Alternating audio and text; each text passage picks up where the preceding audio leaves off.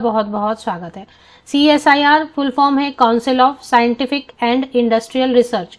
तो इसके यूनिट्स जो है ना देश भर में अलग अलग नाम से फैले हुए हैं। तो अलग अलग यूनिट से वैकेंसीज आती रहती हैं, कुछ non academic, non teaching, group A, group B, group C, मतलब अलग अलग पोस्ट के लिए वैकेंसीज हमेशा आती रहती हैं और पूरे देश में, पूरी कंट्री में आपको इसके यूनिट्स देखने को मिलेंगे। तो फिर से एक नई नोटिफिकेशन, नया विज्ञापन जारी हुआ है। CSIR जो है ना R&D ऑर्गेनाइजेशन है, मीन्स रिसर्च एंड डेवलपमेंट से रिलेटेड ऑर्गेनाइजेशन है। तो भारत सरकार के अंतर्गत आता है। इसकी नौकरी अगर होती है परमानेंट, तो बिल्कुल परमानेंट सेंट्रल गवर्नमेंट की जॉब रहेगी, सरकारी नौकरी रहेगी भारत सरकार की। जॉब सिक्योरिटी मिलेगी, सैलरी भी अच्छी मिलेगी, सैलरी में इंक्रीमेंट हर साल अपने आप होता रहेगा। तो कई सारी वैकेंसीज आई हुई हैं, किसी भी स्टेट से बिलोंग करते हैं आप अप्लाई कर सकते हैं। बाकी डिटेल्स आगे वीडियो में चेक कर लेते हैं। सबसे पहले जो एक चीज होती है ना कि फीस यहाँ पर कम है, नहीं है बहुत सारे कैंडिडेट्स के लिए। SC ST PWD female, all female candidate और CSIR के अगर पहले से एम्प्लॉय हैं तो यहाँ पर उनके लिए नो फी है। एग्जाम्प्ट किया, एग्जाम्प्ट का मतलब नो फी है। तो जितनी भी महिलाएं हैं, फीमेल कैंडिडेट हैं, SC ST कैंडिडेट है, PWD कैंडिडेट है, उनके लिए नो फी है। और अगर फीस है पुरुष अभ्यर्थियों के लिए, male candidate general category, OBC and EWS category के मेल कैंडिडेट्स के लिए 100 रुपीज एप्लीकेशन फी है। तो सबसे बड़ी चीज जो होती है ना, फीस बहुत हाई होती है कई जगह पे, कैंडिडेट चाह के भी अप्लाई नहीं कर पाते, बट यहाँ पर ऐसा नहीं है, फीस नॉर्मल है और एग्जाम के सिलेबस वगैरह सब दे दिए है। अब इसमें जो है ना 5 अलग अलग एडवर्टीजमेंट है। एडवर्टीजमेंट नंबर 1, एडवर्टीजमेंट नंबर 2, 3, 4, 5, 5 अलग अलग एडवर्टीजमेंट में 5 अलग अलग पोस्ट के बारे में जानकारी दी हुई है। तो एक एक करके आपको बता देती हूँ, हो सकता है इसमें से कोई आपके यूज का हो जाए। थोड़ा सा वक्त लगेगा, थोड़ा पेशेंस से आप वीडियो को देखें। अलग अलग पोस्ट की जो डिटेल्स आपके साथ कवर कर ली जाएगी वीडियो में। जूनियर स्टेनोग्राफर है, जिसमें कि 12th पास होना चाहिए। 12th पास आपने आर्ट्स, साइंस, कॉमर्स किसी भी स्ट्रीम से किया, कोई प्रॉब्लम नहीं है। परसेंटेज का भी प्रॉब्लम नहीं है। स्टेनोग्राफी आपको आनी चाहिए, सर्टिफिकेट भी नहीं मांग रहे हैं। मिनिमम 12वीं पास होना चाहिए, किसी भी प्रतिशत, किसी भी परसेंटेज के साथ। कोई स्टेनोग्राफी सर्टिफिकेट तो मांग नहीं रहे, सिर्फ स्टेनोग्राफी आनी चाहिए। टोटल 5 पोस्ट है और सैलरी अच्छी दे रहे हैं स्टेनोग्राफर की। अगर 12th पास पे सपोज आपको गवर्नमेंट जॉब मिल रही है और 50,000 के अराउंड जो है ना सैलरी दे रहे हैं, यहाँ पर आप देखेंगे तो 50,000 के अराउंड सैलरी दे रहे हैं। 27 ईयर्स जो है अपर एज लिमिट है, ये ऊपरी आयु सीमा upper age limit general category के लिए। अगर आप SC ST PWD कैंडिडेट हैं या OBC कैंडिडेट है, नॉन क्रीमी लेयर, तो एज में रिलैक्सेशन भारत सरकार के नियम के अंतर्गत मिलेगी। SC ST कैंडिडेट 5 साल जोड़ दें ऊपरी आयु सीमा में अपर एज लिमिट में, और OBC non creamy layer candidate 3 years जोड़ दें, और PWD कैंडिडेट मिनिमम 10 इयर्स। तो ये पहली जो PDF आपके साथ शेयर किया। दूसरा PDF है सिक्योरिटी ऑफिसर का। 2 ही पोस्ट है, 80,000 81,000 सैलरी दी जाएगी।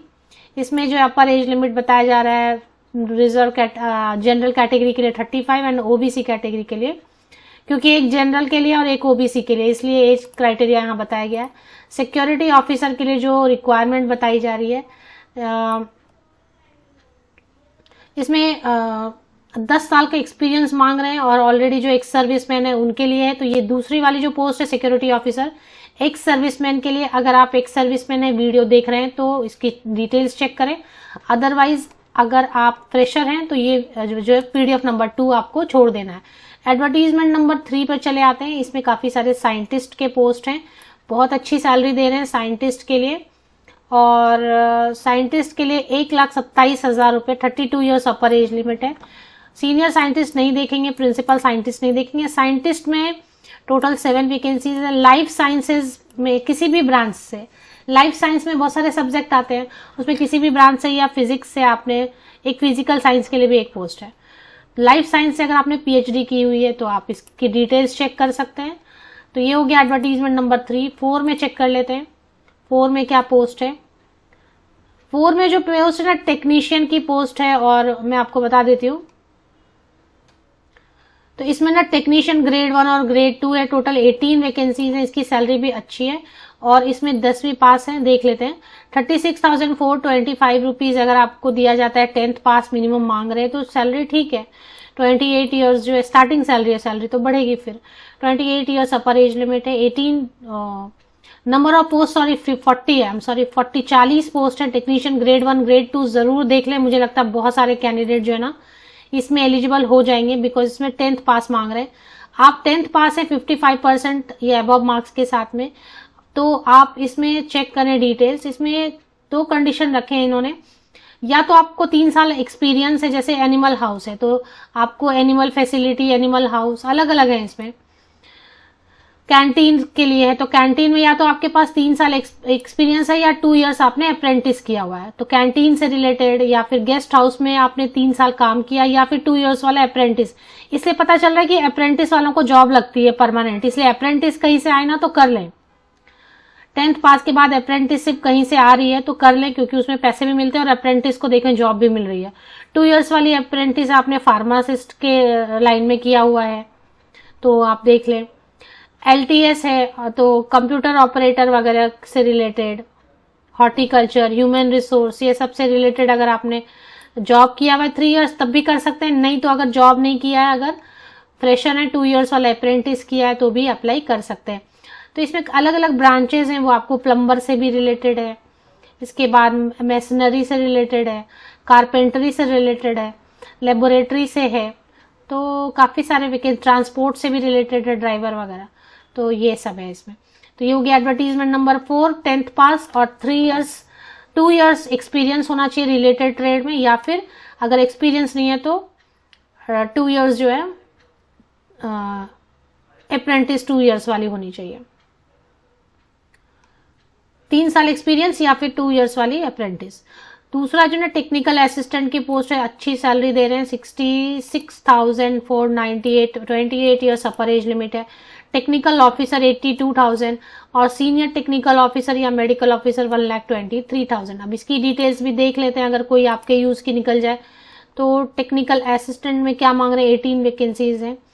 टेक्निकल असिस्टेंट में BSc मांग रहे हैं फिजिक्स, केमिस्ट्री या बायोटेक्नोलॉजी से 60% या अबव मार्क्स के साथ और 1 ईयर एक्सपीरियंस चाहिए। तो BSc फिजिक्स या केमिस्ट्री या बायोटेक्नोलॉजी से 60% या अधिक अंकों के साथ 1 ईयर का एक्सपीरियंस चाहिए। तो इसी तरह टेक्निकल असिस्टेंट और भी है, सिविल में है तो सिविल इंजीनियरिंग वाले देख लें, डिप्लोमा है अगर सिविल इंजीनियरिंग से तो देख लें आप।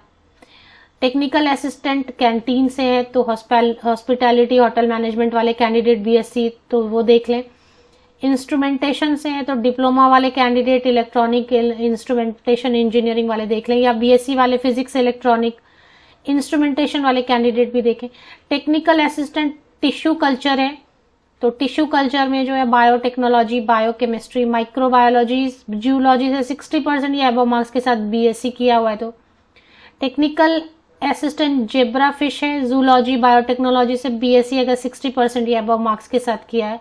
इसी तरीके से animal house technical assistant life science, biotechnology, zoology, microbiology से किया है अगर तो टेक्निकल असिस्टेंट BSc बायोटेक्नोलॉजी है सबसे। तो इसी तरीके से अलग अलग ब्रांचेस के लिए आप चेक कर लें। मुझे लग रहा है मोस्टली BSc मैथ्स छोड़ के जितने भी है, botany, zoology, forestry, biotechnology, biochemistry, physics, chemistry, सबसे जो है ना 1-1, 2-2 पोस्ट हैं। अप्लाई करना चाहें तो अप्लाई कर सकते हैं। डिप्लोमा इंजीनियर्स के लिए भी इसमें है बेसिकली। टेक्निकल ऑफिसर में जो है ना BTech वाले कैंडिडेट, MSc वाले कैंडिडेट अप्लाई कर सकते हैं अलग अलग ब्रांचेस से। अलग अलग ब्रांचेस से मतलब MSc तो वही है, physics, chemistry, biotechnology, zoology, life science, BTech, informatics, MBA वाले भी हैं। टेक्निकल ऑफिसर के लिए MBA वाले के लिए भी है। तो बहुत सारी वैकेंसीज हैं, चेक कर लें एक बार डिटेल्स। चलिए एक बार वेबसाइट देखेंगे हम पहले। काफी सारा था इसमें जो कि एक पोस्ट के लिए बताने में भी थोड़ी प्रॉब्लम हो रही है। तो CSIR centre for cellular and molecular biology, मैंने विकिपीडिया से लिंक लिया हुआ है। इसके आपके करियर सेक्शन की लिंक मैं आपको प्रोवाइड कर देती हूँ, उसमें रेगुलर पोजीशन में आपको देखना है। एडवर्टीजमेंट नंबर 1, 2, 3, 4, 5 सब चेक कर लें, जैसे मैंने बता दिया शॉर्ट में। और भी कुछ पोस्ट हो सकते हैं इसमें, आप चेक कर लें। लिंक वीडियो के डिस्क्रिप्शन बॉक्स में मिल जाएंगे डिटेल्स के लिए। एग्जाम का सिलेबस, एग्जाम का पैटर्न, एग्जाम कहाँ होगा, जॉब लोकेशन कहाँ होगी। जॉब लोकेशन तो देखें इनके तो जहां जहां यूनिट्स होते हैं, निकाला तो इन्होंने एडवर्टीजमेंट तेलंगाना से है, बट ये जॉब लोकेशन कहाँ देंगे वो पता नहीं रहता है, क्योंकि ऑल ओवर इंडिया जहां भी इनके यूनिट होंगे वहां पे वो पोस्टिंग दे सकते हैं। पहले पढ़ लें एडवर्टीजमेंट को, उसके बाद अलग अलग पीडीएफ है जिसके लिए आप अप्लाई करना चाहते हैं, वो पीडीएफ आप बैठ के पढ़ लें, ज़्यादा नहीं, 9-10 पेजेस की है सभी। Mode of exam computer based रहेगा, मल्टीपल चॉइस रहेगा, इंग्लिश और हिंदी दोनों में रहेगा, ये सब रहेगा। नॉर्मल एग्जाम रहेगा, जैसे अब साइंटिस्ट का है तो साइंटिस्ट लेवल का रहेगा, बाकी 10-12 लेवल का है तो वैसे ही रहेगा, 10-12 लेवल के क्वेश्चंस रहेंगे, स्कूल लेवल के क्वेश्चंस रहेंगे, इंटेलिजेंस के, अवेयरनेस के, जनरल अवेयरनेस, इंग्लिश कॉम्प्रिहेंशन वगैरह के।